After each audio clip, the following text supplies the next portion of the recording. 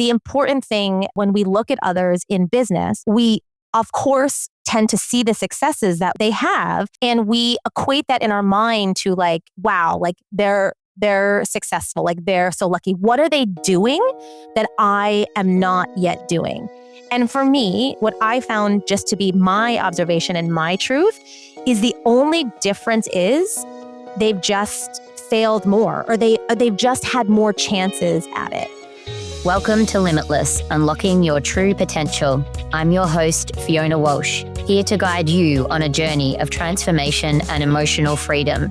Each week, we'll dive into the stories of change makers, cycle breakers, and experts in personal development, emotional wellness, and healing. Together, we'll uncover what holds us back and discover the tools to step boldly into a life of purpose and possibility. If this episode resonates with you, please be sure to subscribe, leave a review, and share it with a friend. Let's amplify these stories and create a ripple effect of impact. Your limitless life starts now. Welcome to Limitless. Today's guest is someone I've known across many seasons. Her name is Jessica Cerato.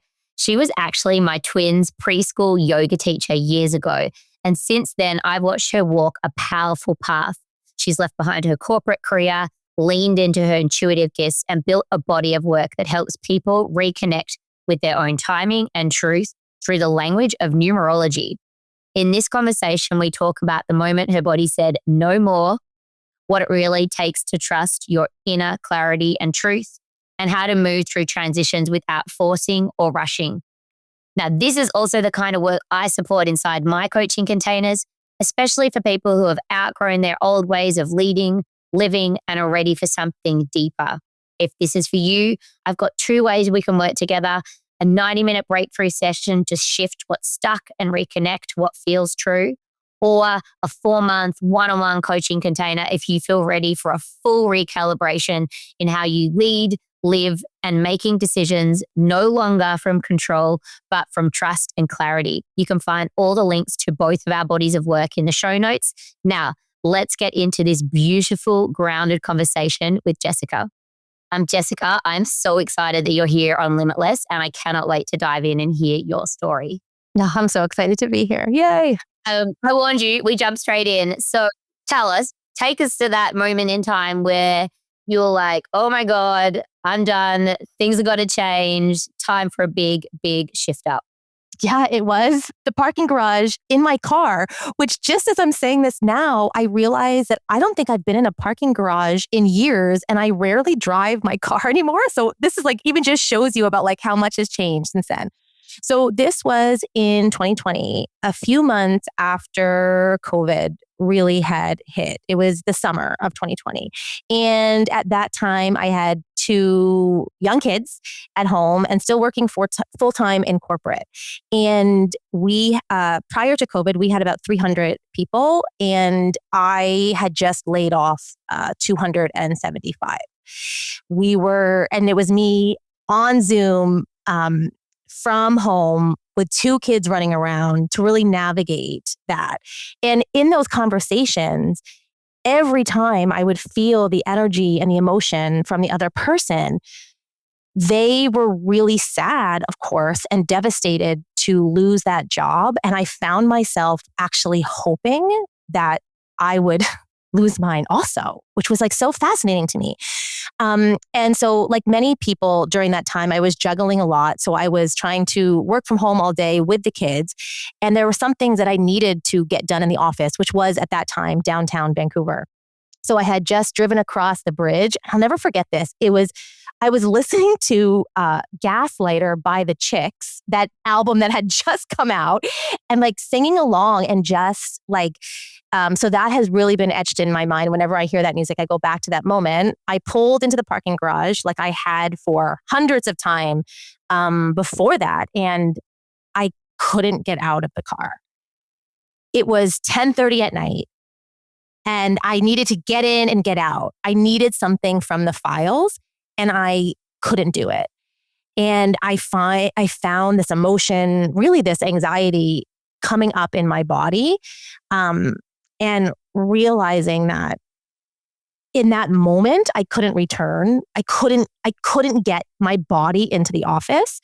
And I just knew that I wasn't meant to return to that office ever. So this was a tough one because, of course, I texted my husband and I'm like, I'm stuck. I drove all this way. I literally can't get up there to get the thing. So we kind of navigated me coming back home. And when I came home, that was kind of the start of the true plan to how I could really exit out of a place that I literally could not force my body to go to anymore, but I knew it was deeper than that. But my problem was, which I think many people will relate to this, I knew where I didn't want to be, but I had no freaking idea if I wasn't there, where I would be going. I had no concept. And so serendipitously or synchronistically, a couple months later in August of that year, I had said yes to go on a retreat to Bowen Island, which is just a little island off the coast here. And, I wish it would be such a good story if I was like, I went to this retreat and I knew this was going to be my turning point. And honestly, I went to the retreat because it was one of the only things that were happening at that time. And I just really needed a break from my 3 and 5-year-old. Like, I just was like, I just need to get away. And at that retreat, I was led through an Akashic reading where I accessed my Akashic records for the first time. And in that, I saw a book that I had written in a past life as a man. And I knew I was meant to write it in this life as a woman. And it was all about numbers and energy and sacred geometry. And so from there was a spark of, like, literally, what is this thing called numerology? And I started to study it.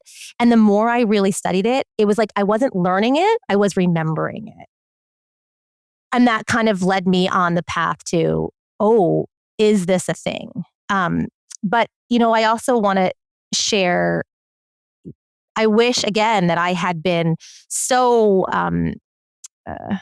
strong in my belief that I could do something else, that I did it right away.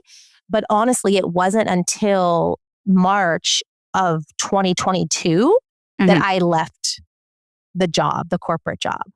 Yep. And so if you think about that. It was a year and a half or yeah. Right. So, and I know I was building a runway, right? I know I was doing something in that time, and I was able to cope with kind of these two worlds at once. Yeah. But it wasn't instantaneous for me. But then once I did make the decision to leave and go forward, that's kind of when things really expanded for me and blew up in a good way. Yeah. One thing I love about your story is that you got the sense that it was that things weren't aligned anymore, but you didn't have that. Plan B was not even like, I think I had assumed just that you'd always like had this passion for numbers and numerology, but I didn't realize that this was not even on your radar. No. And, numbers had always been a part of my life. So I started on Wall Street. Like I studied finance, and in my job, I was working in finance, human resources, payroll. So numbers were always there. And I think, I was always using them energetically. But yeah, I didn't know of this modality, or it wasn't. And I think when we think about careers or changing careers, when we can't exactly label what it is we want to do, it makes it harder because we can't quite grasp it. So we have to trust it before we can see it, right? Yeah. And the switch to trusting is a very difficult one. It's way easier said than done. I'm interested in that because I think there's a lot of people listening who are probably in that 18-month period or about to get into it. And it's like, I agree with you. I wasn't a full yes to anything, but I started to experiment with different things and hit up against the no's. And so was led by more around like, oh, energetically, that doesn't feel aligned anymore. So step into something else. What were some of the different things like tools that you used to work out Like, is this a yes or is this a no as you went through that sort of recalibration towards leaving corporate? Yeah, I think what helped me is really to listen to my heart and my body first and not my mind. So, and I guess not coincidentally, numerology is what helped me do that because uh, I guess I am, or I have always been very kind of book smart, right? Like being able to do math really quickly in my head. And so I really relied a lot on my intellect.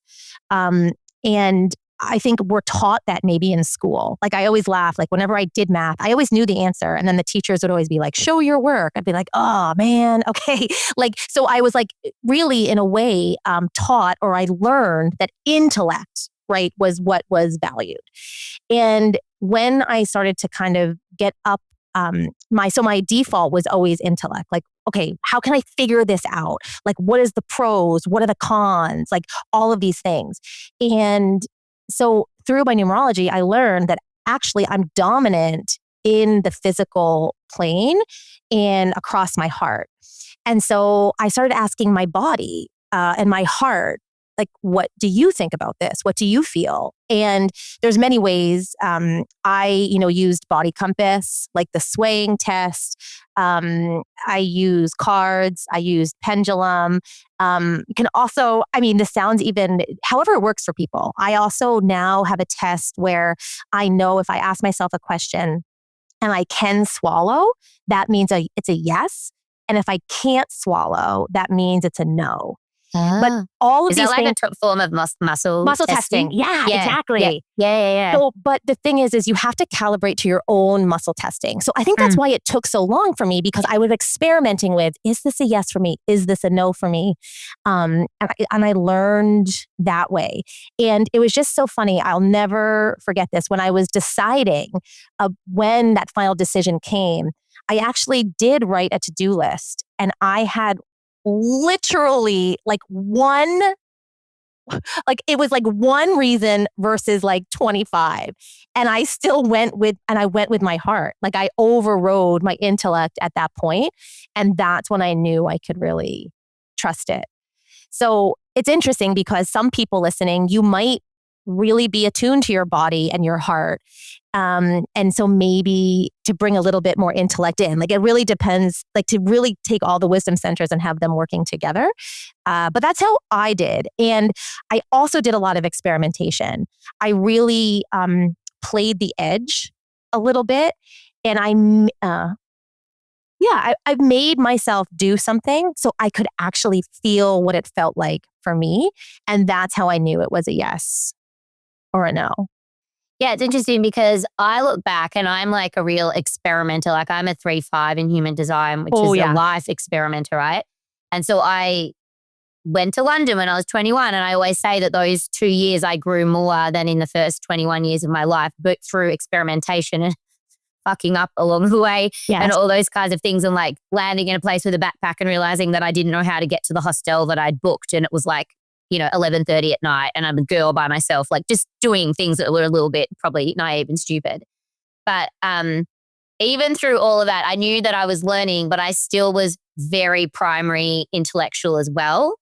And I agree with you. I think that the school system, it is evolving, but it's been very much about intellect and very little on like emotional intelligence and like zero on intuitive intelligence, which is hopefully going to change. I know that we've talked about it, like our generation of kids are insanely intuitive, like seemingly like every generation is more conscious than the one before. You actually told me that once randomly in a schoolyard chat about kids born in the 2000s. Can you explain that? Because you sparked something in me in that one conversation where I was like, oh my goodness. So go. Yeah. So I laugh, I guess my kids always remind me that I'm born in the 1900s, which first of all, I'm like, okay, people, I'm not ancient, but yes, you are correct. So if you're listening and you were born anywhere in the 1900s, what connects us is the numbers of 1 and 9. Right? 1 is the ego. 1 is the mind. And it is a very, where do I start type of energy. And the 9 really drives us to completion. So we're doers, right? We want to like finish the thing. We want to like connect the dots, right? So fast forward now to the 2000s, and you see that 1 and the 9 are not automatically present in all children. Now, of course, depending on what month or day they're born, some kids have the 1 and the 9, but predominantly they have the 2. And the 2 on your body is across your heart on the feminine side. So it's a feminine emotional number. And so automatically, energetically, this generation is much more intuitive and much more in tune and connected with their heart, but also with the hearts of others. So they're also extremely sensitive. And then the zeros that, again, they automatically have, right? The 0 is, I laugh, most numerologists and most people would argue that 0 is not a number, but in my background in corporate finance, there's a big difference between 6 zeros and 7 zeros. Yo, yes, there is. And so 0 is a number of spirituality. 0 is a number of amplification. 0, if you think of this big black hole, it's like, are you going to dive in and explore it? Yeah. Or are you going to sit back? So even just raising kids of this next generation and having those inherent differences underlying us has been a game changer for me in understanding that. But I love the direction it's going, right? Although I laugh because here's a fun fact. If you think about a lot of people in our generation, we have an energy grid. We don't have to get into the weeds, but there is a potential for us to move faster. And a lot of people have this arrow of determination. And without the 1 and the 9, a lot of kids in this next generation have the arrow of procrastination, meaning they don't like to do things until it's absolutely necessary. And many times, by the time they get to that point, someone else has done it for them, so they don't have to do it. So it is this, especially, I'm so curious. I haven't been in corporate. I'm so curious how this is going to really play out as this, people right now who are 25, 24, 23 are like entering the workforce. Yeah. How that plays out. But yeah, such a beautiful, I feel like a beautiful evolution for us. And I mean, in the corporate world, there's also, in leadership, there seems to be a shift in energy taking place from this very predominantly masculine to feminine. And is that because also we're in the century, which is the 2000s? Like, you got it. Not about when you were born, but just because you're in the energy of now, which means that the feminine rising and the more softness and flow and things like that are starting to percolate more than they probably were before and become more acceptable topics in society and things like that. 100%. Even if you just think about the year that we're in. So 2, we've talked about. 0, we've talked about. 2. And then the 5 is actually also on the emotional plane, and it's right in the middle of your body. It's the heart chakra. So it's no surprise that this year, really, that has been the shift. And I think will continue this year also. And so in terms of like your story and when you were like trying to figure out like, what is this next version of me going to do in life? Did you, you went to the retreat and you like saw your Akashic records, which is amazing. Did you go all in then, or were you still were you dabbling for a little while in different things, trying to work out what is your next move? Can you remember?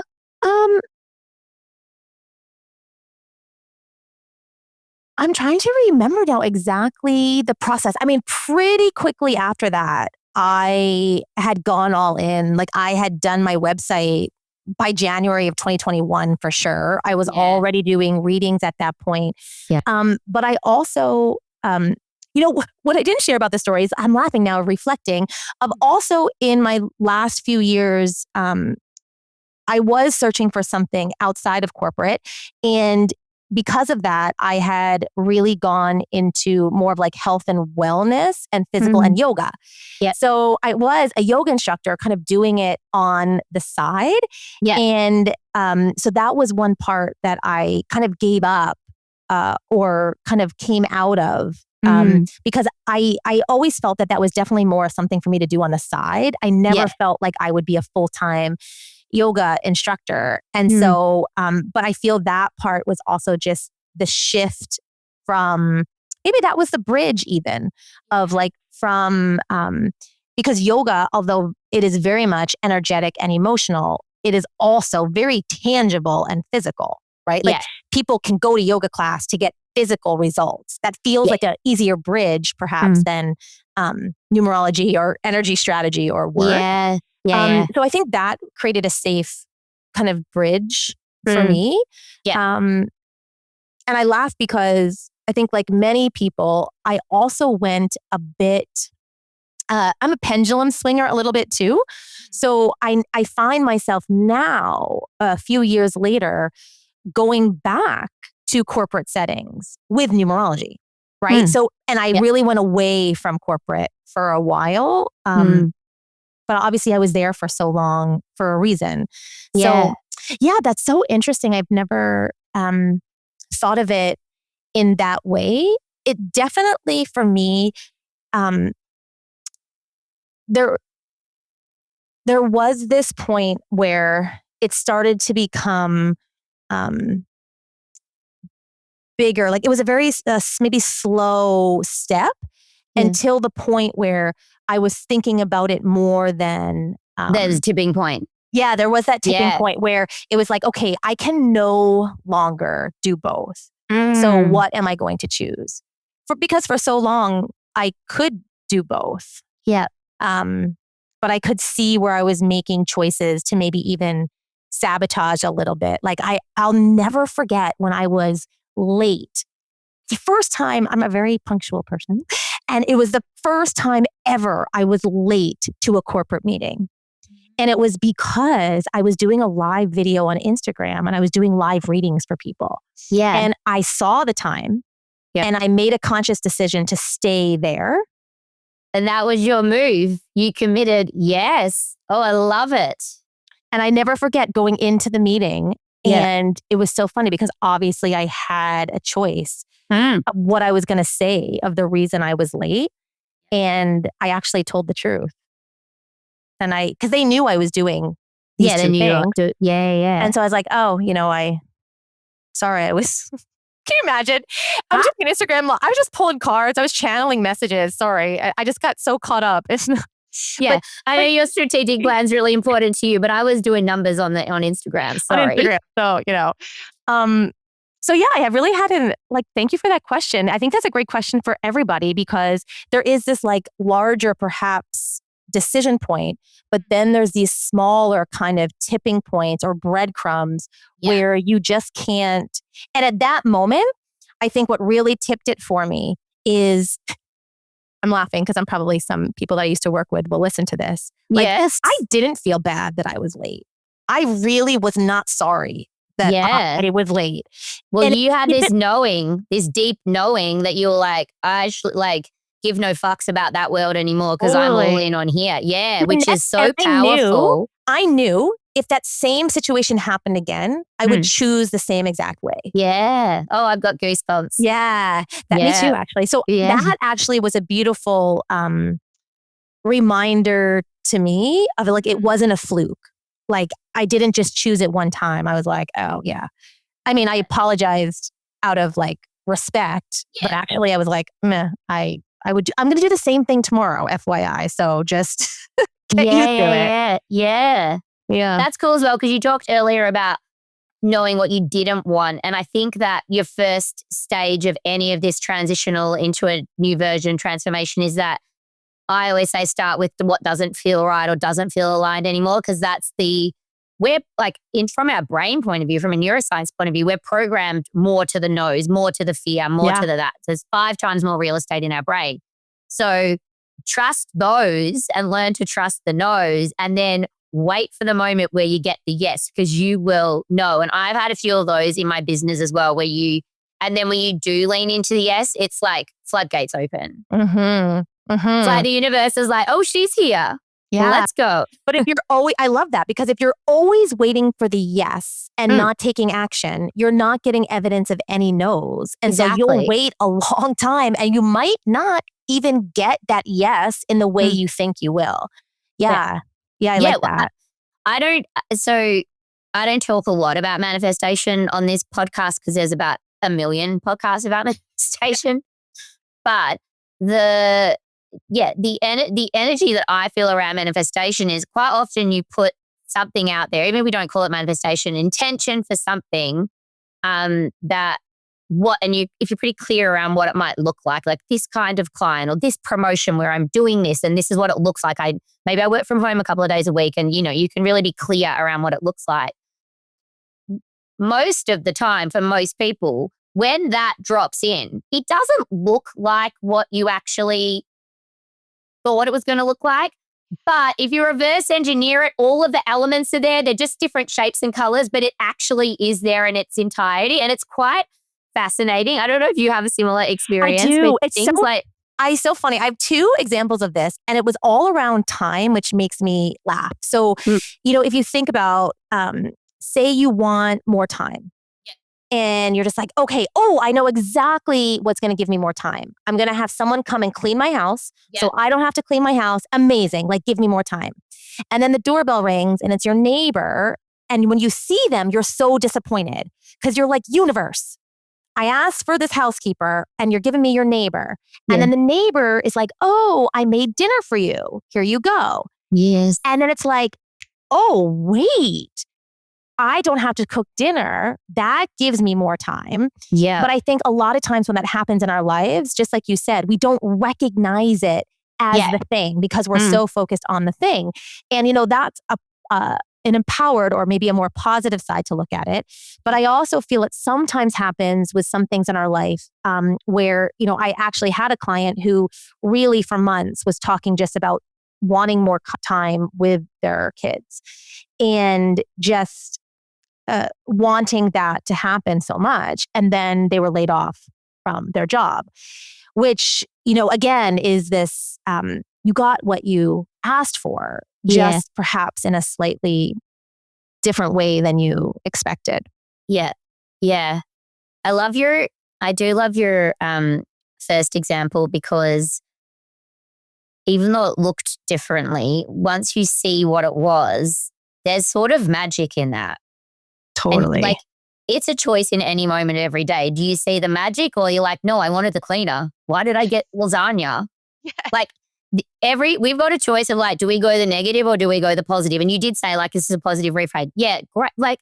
Positive reframe is actually a really useful tool in life because you can be pissed that you got a lasagna and you still got a dirty bathroom. Or you can just be grateful that you've got this really generous, kind neighbor who made you food. Everyone knows lasagna takes bloody hours to do. There's no way I'm cooking lasagna. Do you know what I mean? So you didn't just get the hour back where you do dinner. You got a meal made with love. You can really, really expand on the gesture to, extract the gold from it and the magic from it. So it's such a cool example. Yeah. And we know that gratitude breeds more opportunity. Oh, yeah. Right. So it's, I love how you said that of even turning it from just acceptance of that this thing came in a different way than you thought it was. Yeah. Can we have gratitude for that? And can we share that gratitude? Because that's going to really energetically show the universe that you're open to more. Yes. And when actually I really feel into that because you and I both talked about, the brain, right? Of how we and we know that our brain has limitations, right? Of what we can imagine right? And so a lot of times I think we are scared of being uncertain because of course we want to know. Yeah. But for me, uncertainty has become really one of my best friends because when we're certain about something, there's only one thing that could happen. Right? That thing that we're certain about. But if we're uncertain, a million things could happen. And how cool is that?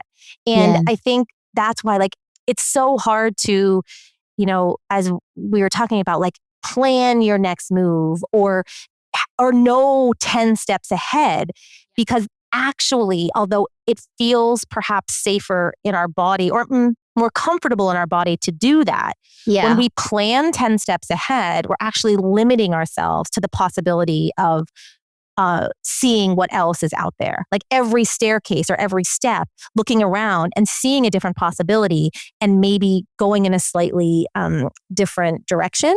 Yeah. And yeah, I think many times, I mean, I can speak from my own experience, we actually over prepare. And that takes, again, time and energy of like trying to be so prepared for something that we actually get really disappointed when it doesn't happen, when it's easier. It's like, oh man, like, have you ever gone, I always laugh at this when you're really prepared either for like an interview or something, like you're like, oh, whatever. And then they just ask you like one question. Then you got all the questions. You're like, I didn't get to do my good ones. Totally. Like, and you're like, wait, I'm pissed off because this was actually easier than I thought it was going to be. Like, what is going on? But that's the over preparedness or the wanting to be prepared, right? Yeah, which I think is a programming thing, particularly for people who are knowing they've got a tendency around perfectionism, like, and high standards and high achievers, which I know is a lot of the people listening, because you want to have the best and you want to create the best and you want the best for yourself and everyone around you. But what I really loved, I wrote down open to possibilities before you actually said that, but I totally agree with you. We're on the same wavelength, because when we have too much of a plan and we have really high expectations, if we don't hit those expectations and our reality is actually lower, we know that results in a lack of happiness and fulfillment in the outcome.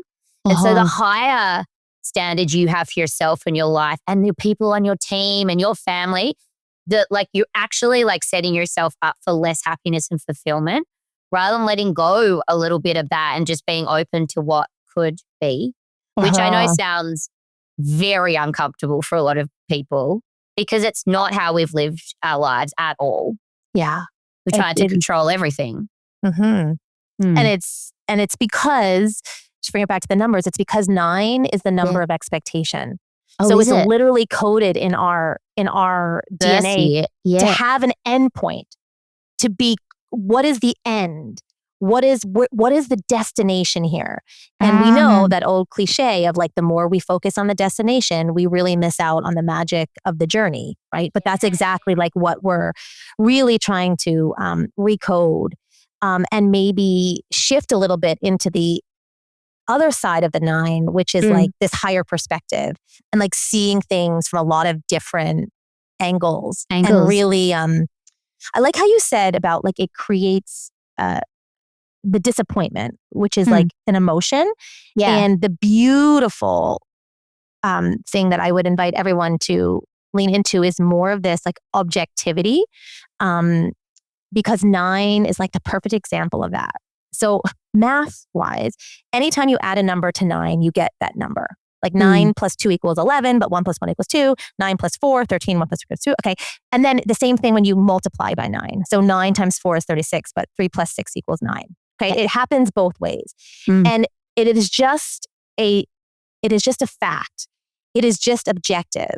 And when we perhaps can take people kind of at their word or take situations objectively and not place any meaning behind it, we can really move forward more quickly.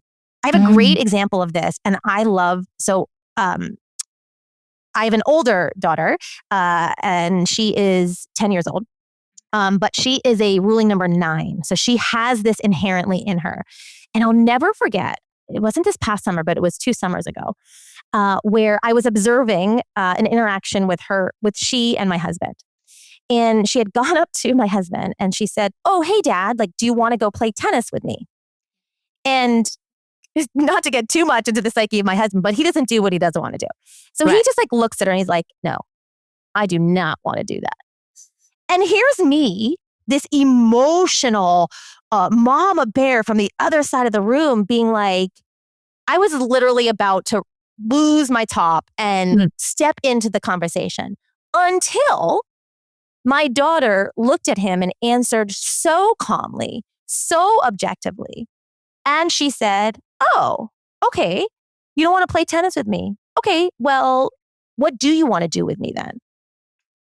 she didn't take it personally. She didn't not at hear all. that he didn't want to play with her. She heard what he said, which was, I don't want to play tennis with you. And they figured out something else that he actually wanted to do with her together. And I didn't have to, tear stuff up and step in, right? But I just always keep that example close to my heart. And when I'm interacting with others or even with myself, it's like, what emotion is a beautiful thing. But sometimes when we add a little bit of that expectation and that emotion into a situation, we can kind of blur the lines. And I always say, like, is this the truth or is it my truth? Like, what else am I placing on here that it might be helpful for me to let go of a little bit? And that's why I think I'm so cool with failing. Like, I fail all the time because I take a lot of risks. But I don't place any type of meaning on the failure or any emotions on the failure. It kind of just is for me. Have you always been like that, or is that a learned skill? I think inherently I've been like this, but more so in the past years. Yeah, cool. Where I've taken more a risk taker. Yeah. Yeah. But I do think it is a skill that you can cultivate for sure. It is. Like someone I had on the podcast last year, Joss, a friend of mine, he has thrived in failing since he was a kid. So he runs towards things that are risky. He talked about it, and so many people contacted me going, this is like the polar opposite to how I've lived my life. I was so uncomfortable listening to him because but he's done it since he was a child, and he's incredibly intuitive, black sheep of his family, the whole shebang, and has followed his heart his whole life and never didn't take on the programming and stuff that a lot of us did. So it's really interesting. So when you fail, what do you feel in your body? Because you're an emotional being. It's you're very heart open. So you don't have the feelings of regret and shame like most people tend to? No, I think sometimes I feel a what's interesting? I'm trying to tap into the feeling of, I have a feeling perhaps about the thing I was trying to do, but not about me. So when I fail at something, I feel a little bit maybe disappointed or sad that the thing that I really wanted to birth into the world or whatever that wasn't the thing. Yeah. But then I'm like, okay, well, it's kind of cool because if I know that isn't the thing, I'm one step further to figuring out what the thing is.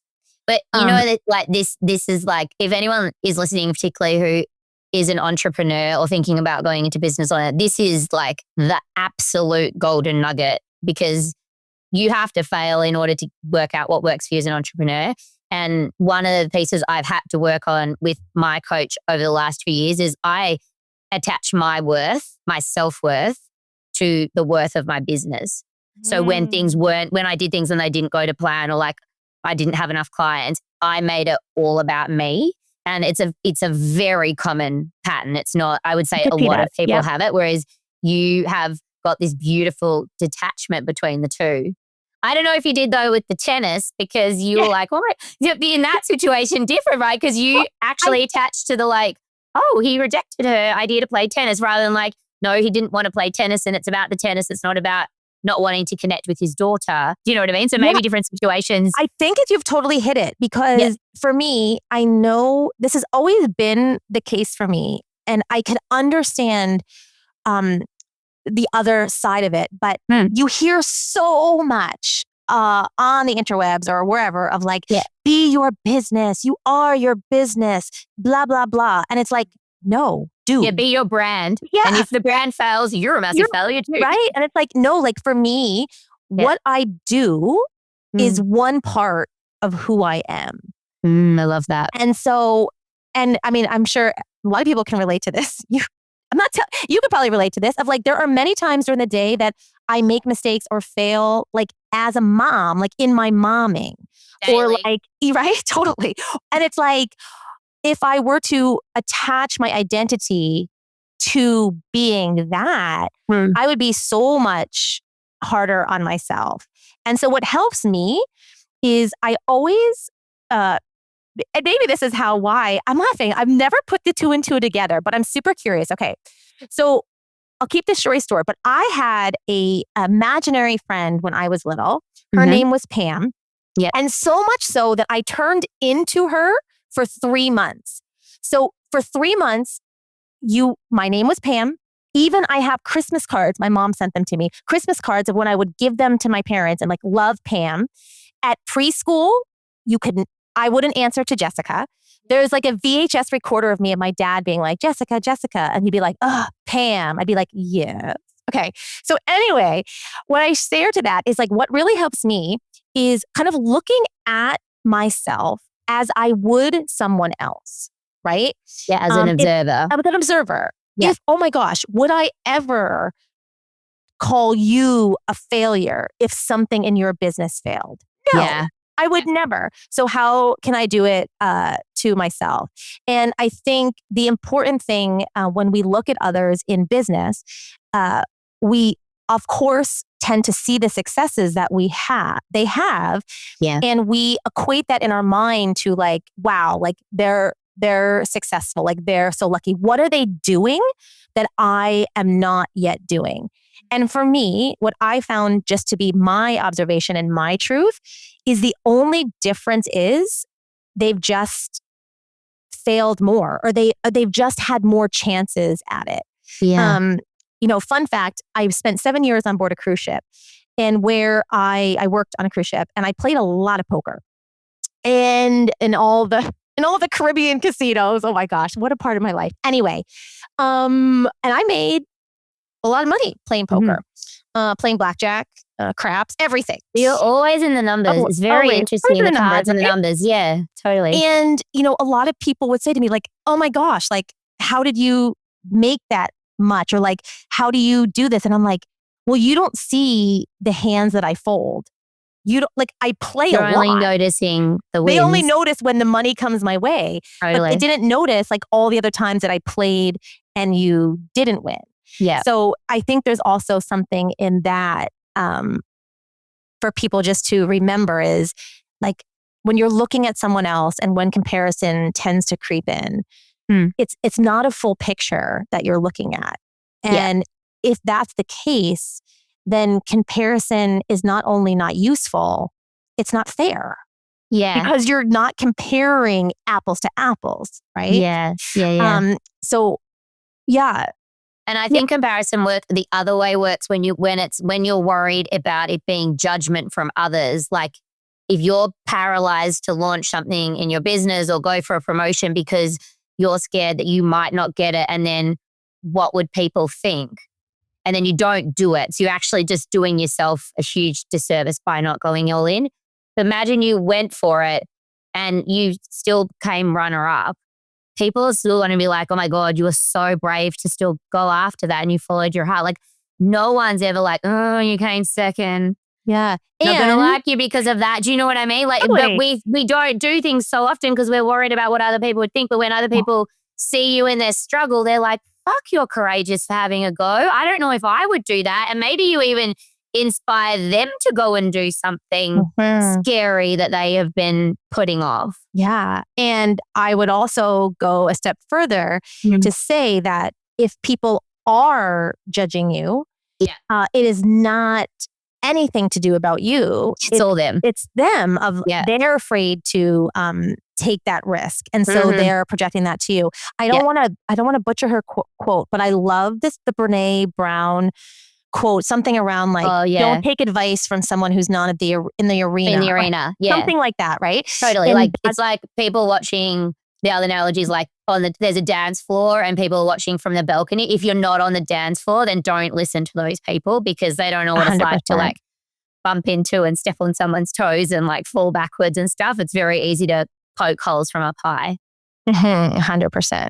Yeah, I agree with you. And it goes, that also plays into like the people you surround yourself with. Make sure you're surrounding yourself with people who are taking similar risks to what you are, because they will see you in what you're doing rather than maybe being triggered by you and then it coming back as a projection back at you. So, and if it's okay, I want to share. There's another energy coming through that I think I want people to hear here, because I feel a lot of times it's maybe our family.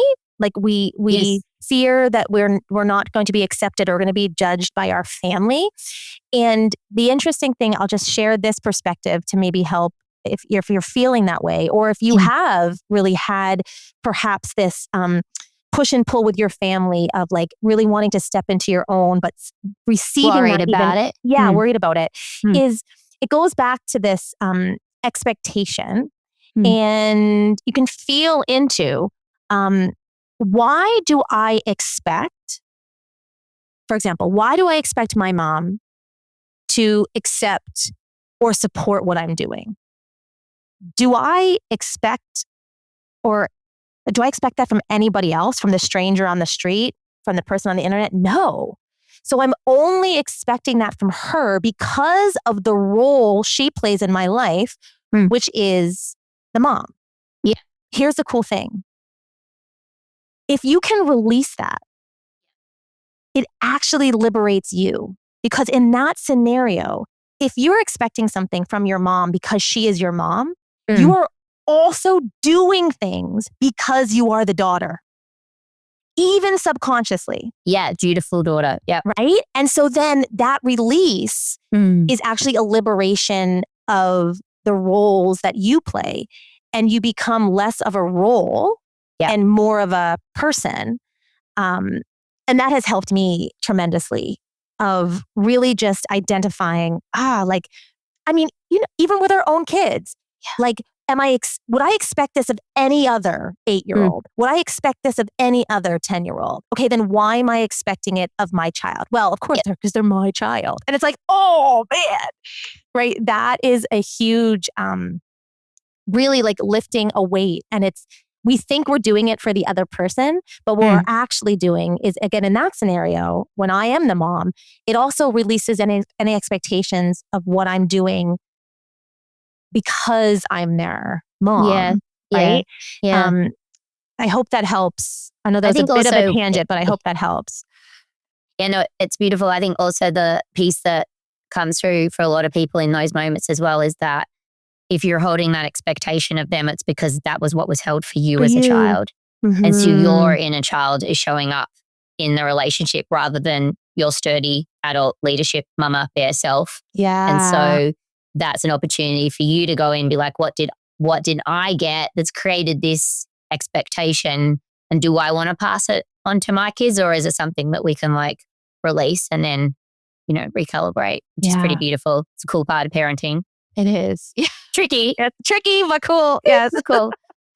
Okay. We've been chatting about so much stuff, and we're going to talk briefly, I think, just so we don't I don't take too much of your time, about some of the energy that is coming over the next few months for people who are listening. Yeah. So would it make sense to do like a summary if I just give you the mic for a quick summary of what you see coming in June, July, August? Everyone's listening for all over the world. So it doesn't matter if you're going into summer or winter. I checked this with Jessica because I wasn't sure myself. It makes a difference which hemisphere you're in. It's just where you are in the energy of the world over the next few months. And just generally some of the themes that are coming through. And maybe if there's any specific dates that people should be like, I know when we were talking last week, it was July 7 is a woo date. Yeah. So yeah. So I'll let you just have the mic and go for gold. Yeah. So for everyone to put kind of this anchor point in, September is actually the amplifier of the entire year. Why? Because of the 9. So we just talked about 9 year, right? And we're in a 9 year.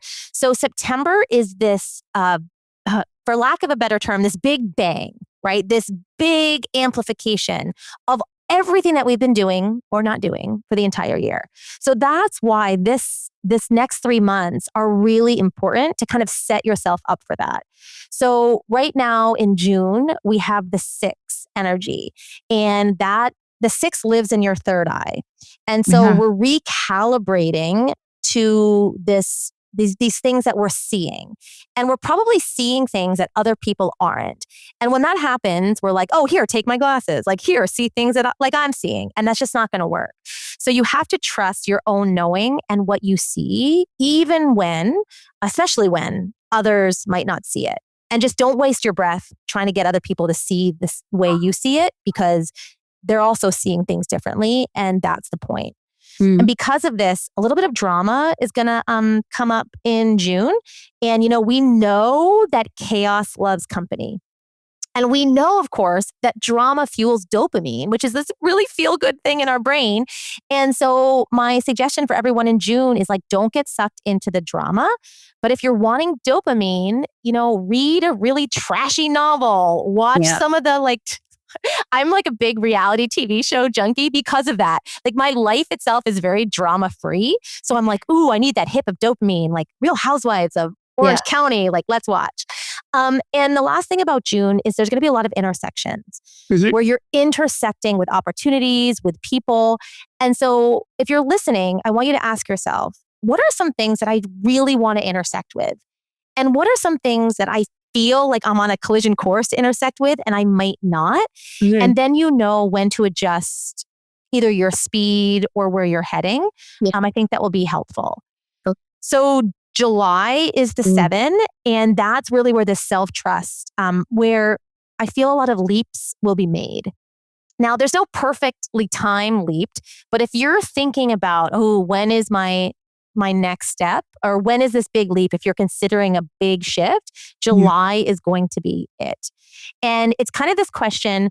I know some of you are thinking, hey, but I need to trust myself first. But that's kind of like the chicken or the egg, right? It's do you trust yourself before the decision, or do you trust yourself because you made it? Like, it's kind of like you can't wait to trust to do.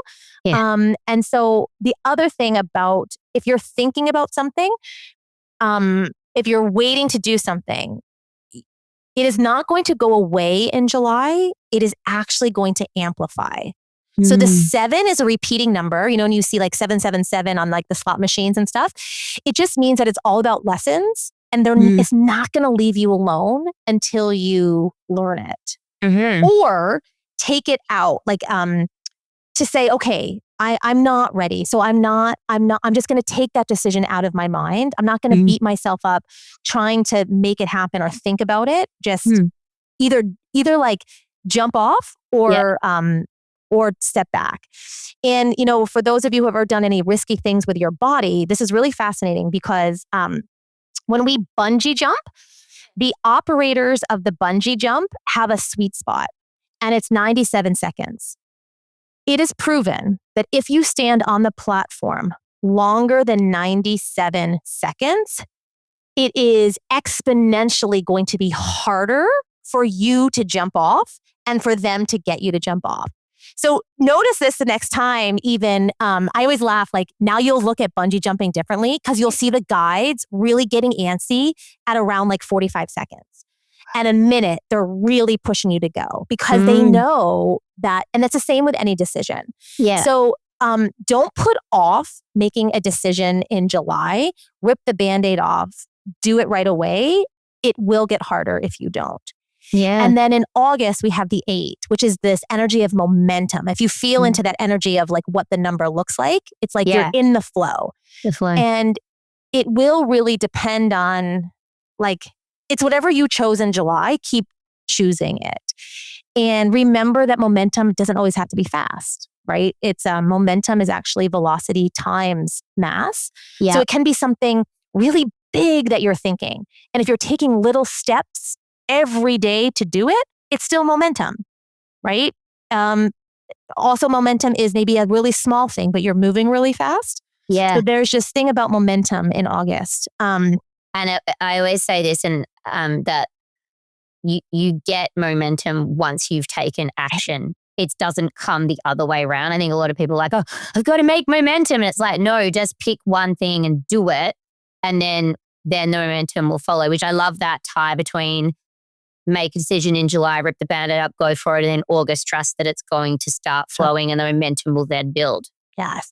And what's the Yes. number one thing that we do when we have momentum is we tend sometimes to self-sabotage it. So Oh, for yeah. everyone, The nervous system can't hold it. totally. So for everyone in August, I want you to do some work now. And I want you to really feel into what your self-sabotage du jour is. Like everyone is different, right? So some people procrastinate. But even in procrastination, some people procrastinate by doing nothing. Other people procrastinate by doing everything else except the thing that they're supposed to do, right? Yep. So it's like identify what your self-sabotage is because it is going to come up very strong in August. And your job is to stop it. You might not be able to stop it completely, but at least catch it Be aware quicker of than it. you would. Yeah. Yes. Yeah. So those I think are the big themes. I mean, I know we'll share this in the show notes, but I've done a whole forecast and it's free for anyone to listen to where you get the details for all 3 months. You'll also get a workbook so you can kind of plan out your months energetically. And then, get into some specific dates. Oh, but I will say July 7th. July 7th is a big day. Like, will everybody come into work on a Monday and quit their job on July 7th? Probably. That is a huge energy portal for the risk, for the leap. And the wind will be at your back, meaning you're going to have some energetic support. So that is a great day to put on your radar. If you're decided, but you just want a little bit of a boost, that's a great day to take that risk or do something outside of your comfort zone because you're going to be rewarded on that day. Any other days in the 3 months ahead? Or is it real? Yeah, That's the main one? that one, but August 21st. So another big theme of the summer is technology. And our relationship with technology, how we want to be using it. There's going to be some disruptions in technology, some things that we've been using and maybe relying on. There'll be some bugs a little bit or some glitches happening. And August 21st is really going to be the tipping point. I think we're going to get some type of new technology or asked to interact with technology a little bit differently. And our job is to be open to shifting with it, be opening to changing our mind about technology and what it means in our life. And so, I just feel if we hold on to what was that day, it's going to feel a little bit like very, very constrictive. Yeah. Okay. Beautiful. Yeah. And I will put in the show notes the full link to Jessica's 3-month update because it's awesome. And there's a guided visualization and it's really cool as well. So make sure you tune in. This has been so fascinating. I think I'm going to have you back. Love it. Second half of the year update to get us all ready. Couple of rapid fire questions to finish it off. I don't know if I warned you about these. You did not, but I'm ready. I did not, but I'm pretty sure you'll be fine on your feet. So before I go into it, I always ask this one question around that transformation happens, and we've actually talked about this in very small intentional steps. It's like these consistent discipline, micro movements that help us access our deeper selves and unlock sort of the sustainable change that we're desiring rather than these like quick fixes. So based on your beautiful journey to date, what's one step or action that listeners can take to begin unlocking their limitless potential today? I'll share the power of reflection. It's at the end of each day or the end of each week or bi-weekly, like really set the time to reflect on and notice what you have done and where you have grown, because that will inspire you and spark you to do more of that. So much we're always looking forward, which is great. We want to look forward, we want to know where we're going. But there is this perhaps reflection and celebration in the reflection that we miss. So I would say 2 things is reflect really on how far you've come. And this is hard because, when we're little, we can literally see how much we've grown. But when we're adults, that does not happen so much. So it's really doing that. And also celebrating, finding one thing to celebrate every day and maybe a little bit of a celebration ritual around that. Yeah. You know, that's the question that we ask in our family every night. What are you celebrating today? And I think when we can really lean into that, we get more of it, which is I feel what we're wanting, what I want. Yeah. I love that. It sort of reminds me of like daily gratitude, which I do before bed. And I always encourage people in my coaching containers to do it because you really start to notice the things that generally light you up. And maybe not the things that you've been told are good about you or other people see in you. It's actually stuff that's meaningful to you. Yeah. And it's a really simple way to reprogram yourself to notice what's important to you and not particularly if you've got like external validation as a programming, which so many of us do, unfortunately. Okay, rapid fire. Okay. What's one thing you're deeply grateful for right now? Time. Space. Yeah, time. Yeah. Yeah. It just feels very expansive right now, and I'm grateful for that. That's beautiful. What's your favorite practice or prompt for someone who's starting to open up or wanting to strengthen their intuition? Ooh. What's something I haven't considered? Or is there another possibility here? And how can I'll say this maybe. How can I play with this more? Because when we take our intuition or connecting with our intuition very seriously, it can start to feel like another task on our to-do list. Yeah. But maybe, like how can I play with this more? Or how can I bring more fun into this very serious thing that I want to do, but I don't need to make it serious? And when you said that first comment, I know you pulled back a bit, but the word curiosity really like sung through for me. So like, how can we be more curious around what's coming up and playful and love it. Yeah. Yeah. What's a common misconception that people have about you? My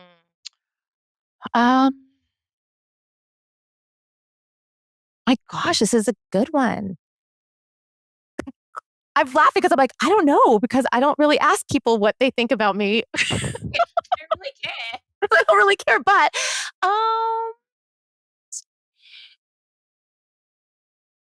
I mean that maybe I do it all the time.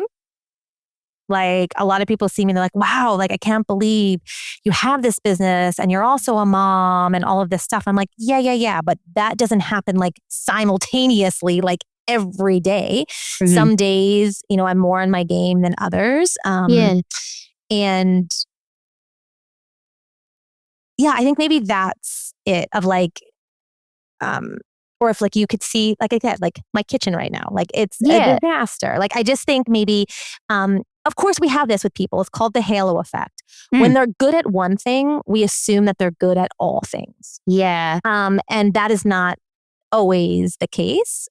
It's just that I've chosen, because it's more fun, to do the things I'm good at and maybe outsource or get help with the things that I don't like to do and I'm not good at. And that's okay. Yeah. And everyone's got it. Most people have got an area in their life where if you actually ask them, they're like, oh, that. Totally. Oh, you want to know about that? Really? Like it's always there. You don't always see it. Most people are doing a pretty good job of hiding it. And that's because I don't want to be shamed for it. But yeah. I love that. And I think maybe the other thing is, I don't want to say ruthless, but when I do work with clients, I am like very direct. And I think sometimes that surprises people because I am so much in my heart a lot, but there are times when we get stuff done, like, so maybe that too. I like that. You can ask my kids. That's a great question to ask my kids. Ask your kids. Oh, I'll ask them tonight. I'll let you know another time. And like having moved to Canada and not being originally from Canada, like being assertive and ruthless here is not part of the culture. So that would be an edgy thing. A very edgy thing in Canada. Not some of my listeners in Australia that would be totally acceptable. All right. When you hear the word limitless, what are 3 feelings that are evoked from you? The word limitless. Expansive. Floating. And embodied. Yeah. Beautiful. I got a really cool visual image when you said That's those what I was. words. Yeah, I could see. I was Yeah, like, it is I was like looking at floaty, something. I was like, levitating. totally. And finally, if you're feeling a bit funky, you've had a hard day, your kids are bugging you, what's your like go-to song to lift your mood and vibration? Oh my gosh. Oh, there are so many. Music is We didn't really get into music, and I think we might need to because it's a big portal for both of us, and we haven't talked about it, so we should save that for another okay. episode. But The music is a what's your big one part. But song? what am I listening to now? I love This Is Me by The Greatest Showman. Like Yes, really like classic. classic like 80s power ballads are really, I love that energy of that. And you know what's funny is I just was playing it yesterday because I think we were having this conversation is the album by the Chicks, that Gaslighter album, because it kind of like reminds me of, maybe that's a little bit of nostalgia. That point in time. You know, I'm laughing. I have less and less control over some music choice in my house, you know, as the kids get older. So also I'm being exposed to a lot of new music, which I appreciate. So yeah, I'm just fortunate we're like moving out of the bluey era in the car, and I'm like actually listening to humans sing. So I'm like, so good. 100%. oh, that's awesome. Well, from the bottom of my heart, thank you so much for coming on Limitless today, Jessica. We've had such a cool conversation, and we've just like gone everywhere, and it's been so much fun. It flows the way it should, and that's why I love these kinds of conversations. So thank you for coming on and sharing all your wisdom and all of your stories. You've got so many beautiful stories. I'm sure everyone's taken a lot from listening today. Oh, thanks. It was really fun. It's fun to connect here and not on the playground, but also on the playground. Exactly. Thanks so much. Thank you for tuning in to Limitless. If you enjoyed today's episode and love hearing the stories of courageous cycle breakers, I'd be grateful if you could leave a review on Apple Podcasts or Spotify. Your feedback not only helps others discover the show, but it also amplifies our mission to unlock emotional freedom and true potential. Every review makes a difference in helping more people embrace their limitless life.